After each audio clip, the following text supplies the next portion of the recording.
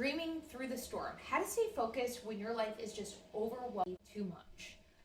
A little bit about my week has just been, I've got family stuff, I got personal stuff like feelings and just situations I wouldn't wish on anybody. And so I've noticed my attitude has been, I've been a little short and cranky, and I've been feeling a little down as a result of life happening to me. You know what I mean? That's not the good.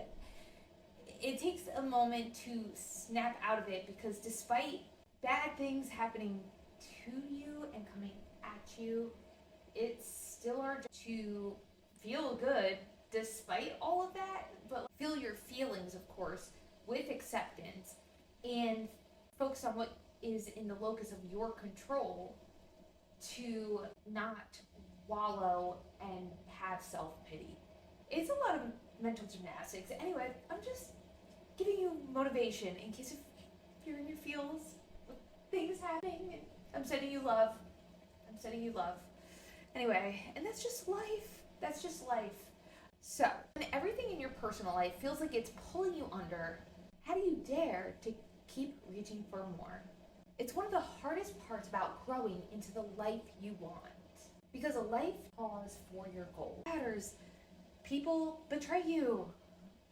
And somewhere in the middle of all that mess, your dream still stands there, patient, waiting for you to remember it. The dream doesn't demand for you to be perfect. It asks only for you to stay connected. What happens to dreams in survival mode? When you're stressed, grief-stricken, overworked, overwhelmed, or exhausted, your brain actually shifts into short-term survival. Dreams which require a long-term vision, creativity, patience, feel like a luxury that you can't afford when you're so stressed. Your soul isn't mechanical.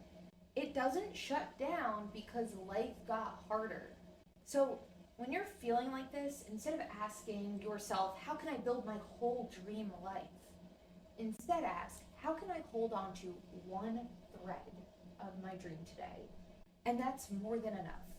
So there's an art of dreaming during difficulty. Dreaming when things are good is easy. In fact, sometimes dreaming when things are bad is easy because you're motivated. Sometimes when things in your life are just so overwhelming, your nervous system gets deregulated, and it's honestly hard to focus, and it's hard to focus on solutions to get you out of that situation. Dreaming when your heart's broken, your energy is low, your mind is cluttered, that's a sacred kind of resilience. It's not about speed. It's about staying in relationship with your dream no matter what. Some days you can dance with it, and some days you can just whisper to it. Both count. So here are 3 mindset shifts for dreaming during heavy times. 1. Let tiny be triumphant. Dreams aren't built overnight. One note, one idea. 2. Give yourself permission to change pace. Slowing down isn't giving up. It's about honoring the season you're in without abandoning the future you want. And 3. Find beauty in the battle. Sometimes the version of you that emerges out of the hardest chapters of your life will create the most breathtaking story, even when you can't see it. As the poet Khalil Gibran said, out of suffering have emerged the strongest souls, the most massive characters are seared with scars. You are not behind, you are becoming. Okay, so a note to yourself. Maybe nobody has said this to you lately, but it's incredibly brave to keep dreaming even when your life feels heavy. You are allowed to grow slowly and imperfectly. How funny to say the word imperfect. I'll leave that in. Even if your dream is just a flicker right now, it is still real and it is still yours. Your dreams are not a burden, they're your lifeline. So as with anything, I love to ask questions based on the theme, based on CBT, REBT, Stoicism, manifesting, and faith-based questions. And then we'll soothe it off with some affirmation. Here we go. So here are some CBT questions you can ask yourself. What negative prediction am I making about my future that I have no actual proof of? What would it mean if I accepted that progress looks different during hard seasons? Have I overcome difficult moments before? And what strengths did I use? What small hints can I find that I'm still capable even now? What is one gentle thought I can choose to replace a harsh one today? So, some REBT questions. Is it true that I must be perfect before I'm allowed to dream? What extreme words am I using against myself right now? If I didn't believe I was failing, how would I feel about my dream today? What belief about adversity can I replace with a belief about growth? So here's some stoic inspired questions.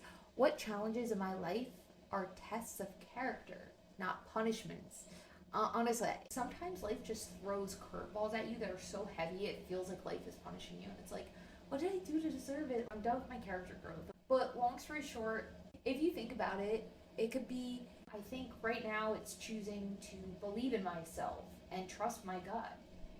So that's a pretty major life lesson.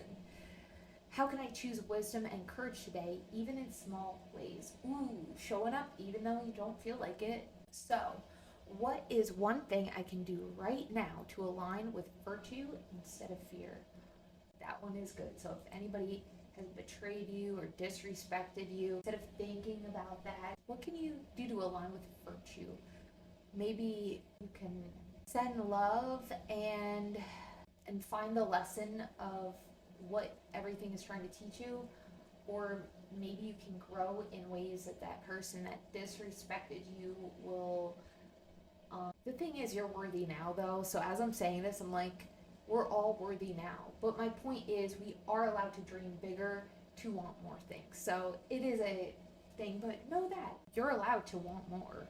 You're allowed to also know and believe that you're worthy now. You don't need to prove that you're worth anything.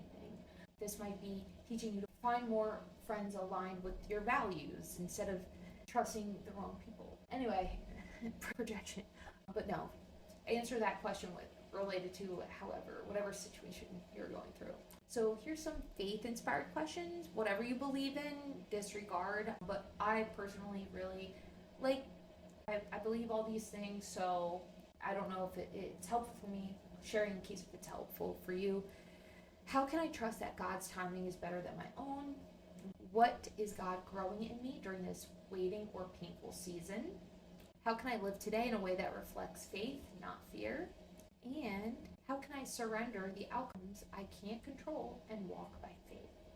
So lastly, manifestation inspired questions. What energy am I sending out into the world today? And how can I shift it towards love? I know when I'm stewing, I must be sending out the stewing. So it's like, to surrender. It's safe to surrender. What tiny action today could mirror the life I'm dreaming of? Ooh. So whatever you want, act as if. Oh, that feels good. I love that one. What would I move if I trusted everything was aligning for me behind the scenes? Everything's aligning. I can't tell you how many times I'm like, I should do this. I need to do this. I need to write every day. And then I just move it off.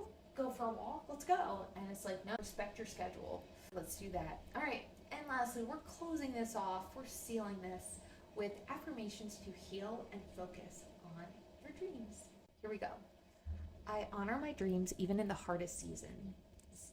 Every small act of hope builds my future. God's plan for me is filled with hope and a future. My dreams are patient with me, and I am patient with myself. I'm allowed to be both healing and growing at the same time. My pace is not a reflection of my worth. I trust that my dreams are unfolding even when I cannot see it yet. I'm resilient, and my dreams are resilient too. I'm led by love, not fear.